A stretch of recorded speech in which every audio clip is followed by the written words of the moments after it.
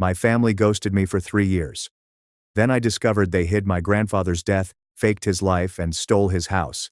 Now I own everything. Most of these people I hadn't seen in 5 years, and some for even longer. Some I was pretty sure I had never met. Someone handed me a plastic flute of champagne. A child dashed by clutching a paper plate like a steering wheel. There were folding seats, paper lanterns, and a Bluetooth speaker playing nice music.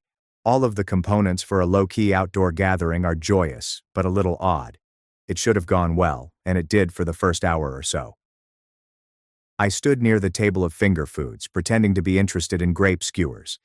My husband, Roger, was behind me, clutching a glass of white wine and looking around with that blank, enigmatic expression he gives when he's too polite to say he wants to leave. Mom was in her element, hugging people, wiping away tears, and reapplying lipstick with a tissue. Dad was seated near the grill, moaning about the weather as if it had offended him. My sister Natalie was, predictably, nowhere near me. Her husband was laughing about something that no one else considered amusing. It was Grandpa's house, but it no longer felt like him. He constructed it once the business took off. Nothing spectacular, but significant enough that many commented on how well he had done for himself. Mom, Dad, Natalie, and her husband now reside here. I guess there was room. We had flown in from London the day before. For years I'd asked when we could come visit, but the response had always been unclear. It is not a good time. He doesn't feel well. Perhaps next year. Then this spring, Mom told me, if you really want to see him, come for his birthday. So I took it. I assumed she was softening, and that this signified something. The party was already in full swing when they wheeled Grandpa out in a wheelchair, his hair well groomed and wearing a sweater vest that I barely remembered. Everyone applauded as if he just walked the red carpet. I stood there, frozen. He looked nice. Too good.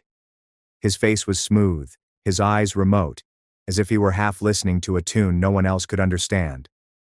I waved. He did not return the wave. I explained to myself that it was due to my age. Mom leaned forward and whispered, "He doesn't talk much anymore.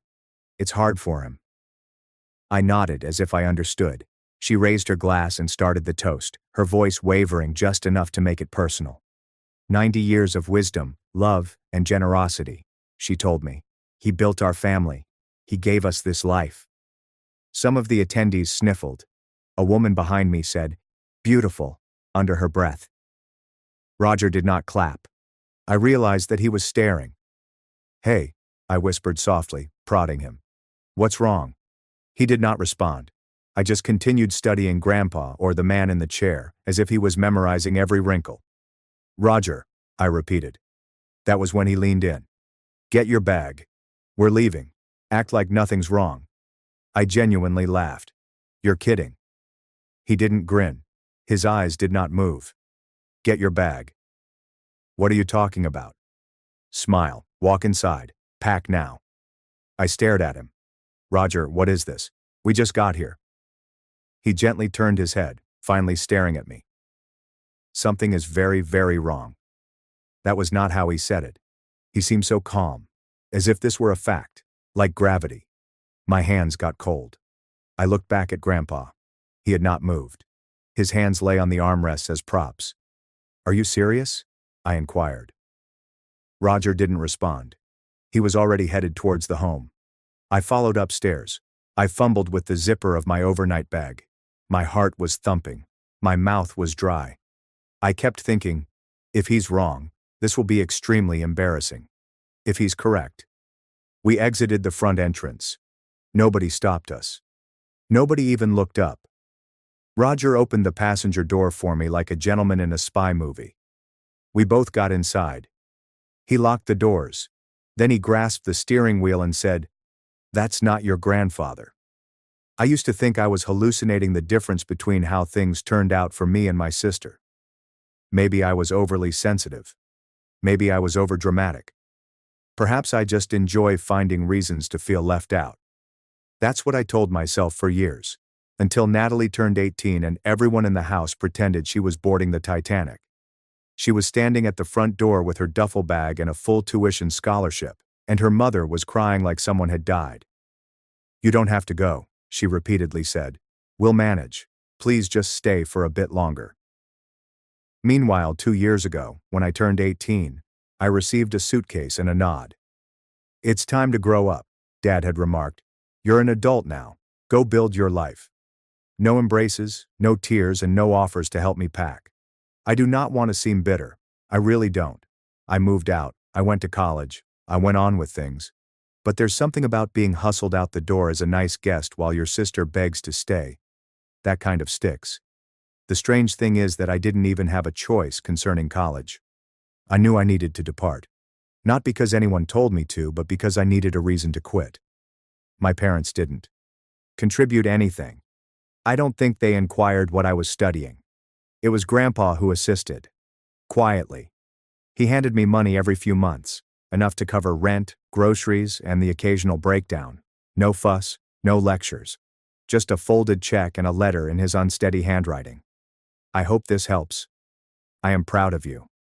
He did not owe me that, yet he did it nonetheless. I remember him from the beginning. I had Grandpa before I could form whole phrases. He'd pick me up and tell me stories in a voice that seemed to know all the mysteries. He created me wooden toys and taught me how to operate a hand plane while I was still wearing Velcro sneakers. He smelled like cedar and peppermint tea.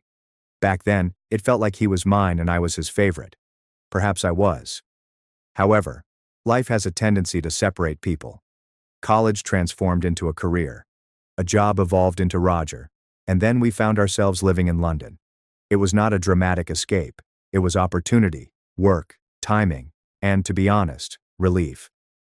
Being far away made everything seem easier. It's easier not to notice how rarely my parents call. It's easier to assume the silence was due to time zones. It was easier not to experience the strange hollowness that usually accompanied any chat with Natalie. We stayed in touch, regardless of how friendly it appeared. Holiday emails and the occasional Zoom conversation. My last genuine conversation with Grandpa was over one of those video calls. He appeared older, but still sharp. He inquired about my work. I asked about his garden.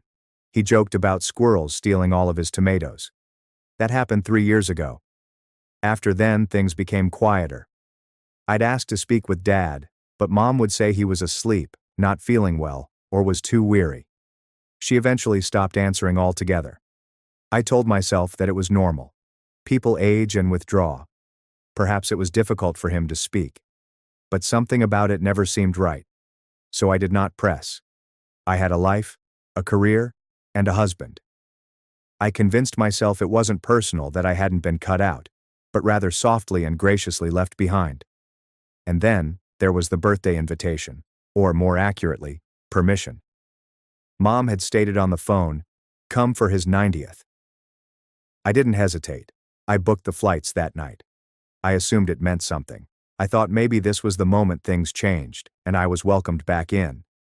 Instead, I strolled into a gathering where I knew no one, stood on unfamiliar turf, and understood that this location had stopped being mine, if it ever was.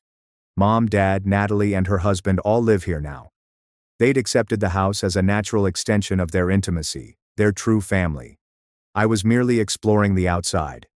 I kept telling myself it was all in my imagination, that I was projecting and that I was acting dramatically again. But then Roger leaned in and said, "Get your bag."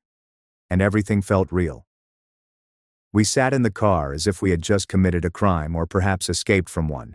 I could not identify the difference yet. Roger gripped the driving wheel as if he were expecting it to bite him. His knuckles were white. I was still frozen halfway through buckling my seatbelt as if nothing was real unless I clicked it all the way. "What do you mean it's not him?" He did not glance at me. "I mean, it's not your grandfather."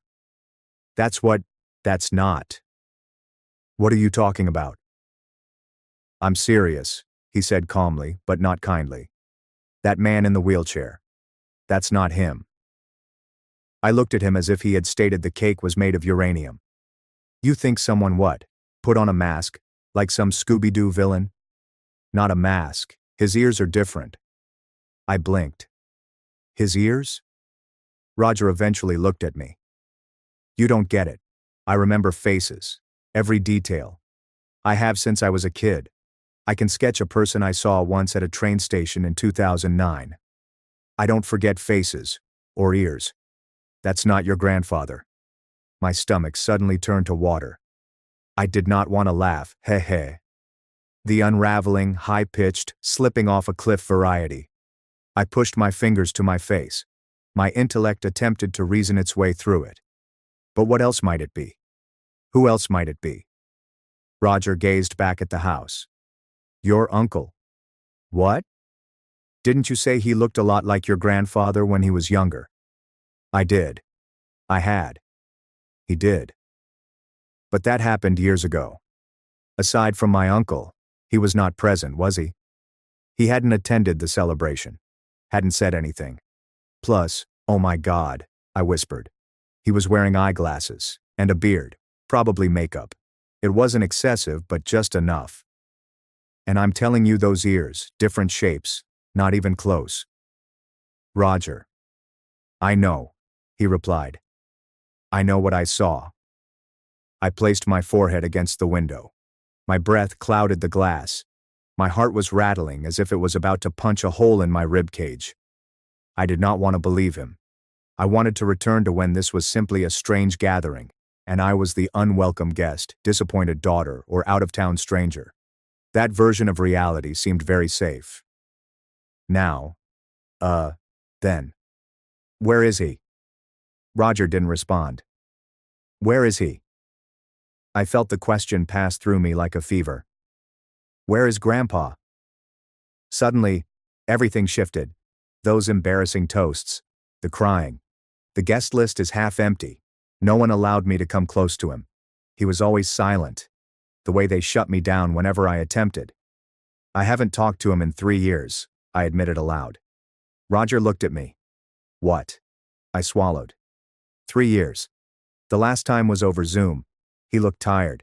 Then Mom said he was too sick to talk. Every time I called, it was either he's resting or he had a rough night. I assumed I was simply being dramatic. But I wasn't sure whether I'd been shouting into a void the whole time. Okay, Roger said. I think you need to call someone. I stared at him. You mean the police? He nodded once. If we're wrong, we're not. I did not move. I didn't breathe. I was envisioning Mom's expression when I departed. That tight little smile that did not reach her eyes. Her head shook slightly, like if I had unexpectedly entered my own existence. I'm going to ruin everything, I said. Sarah. Roger spoke softly. You're not the one who did that. I went for my phone as if it was 1,000 pounds. My thumb hovered above the screen. And then I phoned. The police arrived sooner than I thought. 2 cops, nondescript clothes, and quiet. They spoke to us outside the automobile. I told them what I could, which wasn't much, and tried to sound as reasonable as possible, which wasn't easy. I know this sounds strange, but I believe someone is impersonating my grandfather. I don't know where he is, and I think something's wrong. They asked quiet questions that felt like traps, even though they weren't. Then they nodded and approached the house as if they were delivering a package. I stayed in the car and watched. The party did not end right away. Nobody yelled. Nobody ran. It was worse than that. Everything just darkened, as if someone had turned the reality dial down a few notches. People continued to wear glasses and grin, but their eyes darted and their shoulders tightened. The officers started moving people away. I observed one of them speaking to Mom. She appeared as if someone had informed her that the wine was corked. Then she became defensive, waving and shaking her head. Her lips moved quickly, but her hands did not. She wasn't touching anyone, including Dad.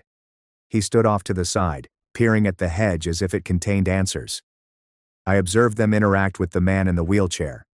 He didn't say anything. Then they must have asked for identification. Mom walked inside and returned with something. It didn't change anything. The policeman knelt again and spoke quietly. They maintained that professional stillness, remaining cool, collected, and unreadable. Then one of them rose and walked away. The other stayed. Eventually, the man in the wheelchair glanced up and spoke. Only a few words. Then he nodded. It was not over. Not even close. An officer returned to the automobile. Can you stay nearby? We'll contact you soon. Is it him? I inquired. Is it my grandfather? We're still confirming some things. But you know it's not him. He did not respond to that.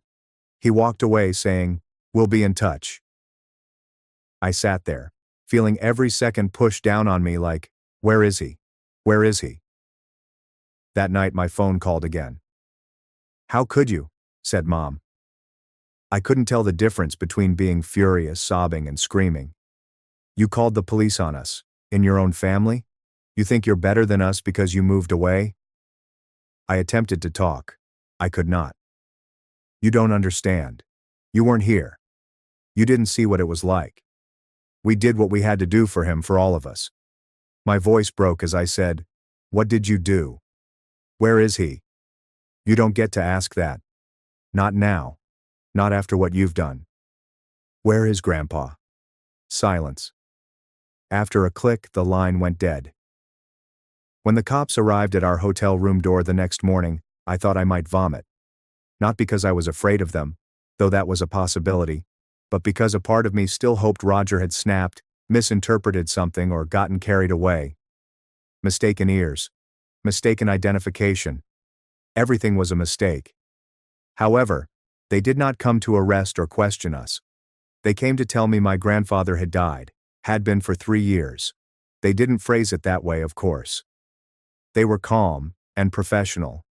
One officer handled the majority of the talking, while the other kept an eye on me as if I were about to leave. There's been a voluntary statement made. The family reports that Mr. Ellis passed away in March 2022. They claim it was caused by natural causes. The body was privately buried.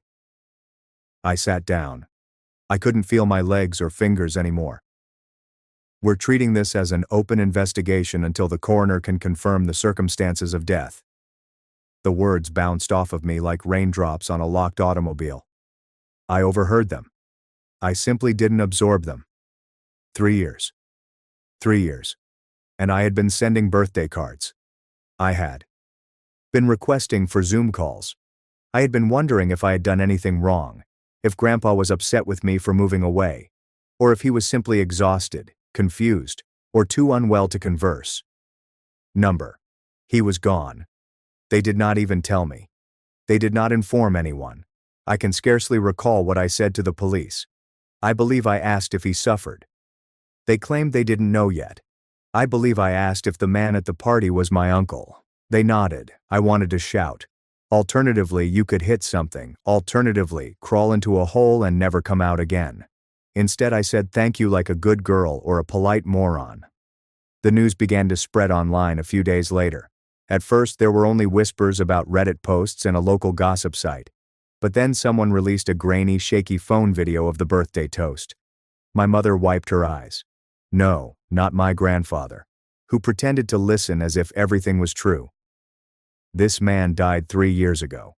His family threw him a 90th birthday celebration. Anyway, he was portrayed by someone else. The internet did what it always does. I laughed. Then it speculated. Then it ripped us all to pieces. I did not read the remarks. Not after the first 20. Apparently, I was everything from an accomplice to a narcissist to an ungrateful brat who should have simply allowed her family deal in peace. People had opinions. People usually do. Then the lawyer called. Not their attorney, Grandpa's. "Sarah, I've been trying to reach you for some time." I almost hung up. "Your grandfather left his estate to you. The house, the business assets, the remainder of the trust, everything." I glanced at the floor, at the dreaded grout line in the kitchen tile that never quite lined up. My throat became dry. "This wasn't a secret," he explained gently. "He told your mother, your sister, years ago." All of a sudden, everything came together. The lies, the secret, fake parties, the man in his wheelchair. They hadn't simply been concealing his death. They had been keeping it from me. Because if he died, the estate became mine. And if I didn't know, they could keep living in his house, spending his money, and pretending I didn't exist. I called my mother. I wasn't sure what I wanted answers to. She picked up on the second ring. "How dare you?" Her voice trembled with indignation. Not in sadness, humiliation, or fury. You called the police on your own family. You humiliated us. You have no idea what you've done. I attempted to talk. She did not let me. You weren't here. You don't know what it was like. You left. You gave up on this family. And now you swoop in and act like some hero. Where is he? I interjected. Silence. What happened to him? What did you do with his body? You don't get to ask that, she responded coldly. You weren't there. I asked every year, I explained. You lied, every time. We were protecting him, protecting you. He didn't want a big deal made of his death. He wanted peace. I laughed. Actually, I laughed. It came out fractured and sour, like if something had shattered under strain. You didn't protect him, you looted him. That's when she hangs up. Weeks have passed. The investigation progressed slowly, then quickly. There were statements, interviews, and subpoenas. Eventually, the coroner validated my family's claim. Natural causes. My grandfather died in his sleep. There was no trauma, poisoning, or violence. Only a peaceful death for an elderly guy. I cried for the first time since the police visit, since I could finally mourn him without hesitation. However, there was still fraud, impersonation, and money. Charges were filed for failure to report a death, hiding information, illegally accessing funds, and identity falsification. They did not receive any prison time. They received conditional probation, which was closely watched and strictly enforced. If they make the same mistake again, they will face jail time. My uncle, the performer, had his own charges, but he cooperated. This appeared to help. He received probation like the rest of them. And me? I have the house. The entire property, the assets. It wasn't insanely lavish or billionaire level, but it was a lot. Enough to explain why they had been pretending for so long. I didn't toss them away. The courts did. They went out in silence. No apologies, no eye contact. My mother put a note on the kitchen counter. It stated, "You always were good at taking what you didn't earn." I burned it in the sink. The first night I spent there alone, simply visiting, I sat in Grandpa's recliner before returning to London. I opened a bottle of wine and placed my feet on the table. The apartment was quiet and still smelled like wood polish. I didn't feel triumphant, vindicated, or outraged anymore. I miss him. For the first time in my life, I did not feel like a stranger. I haven't communicated with my folks since, or my sister. Not even a text. Sometimes I wonder whether I've gone too far. Sometimes I wonder if I didn't go far enough. Let me know your thoughts. If you want to see more articles like this, please subscribe and tap the bell.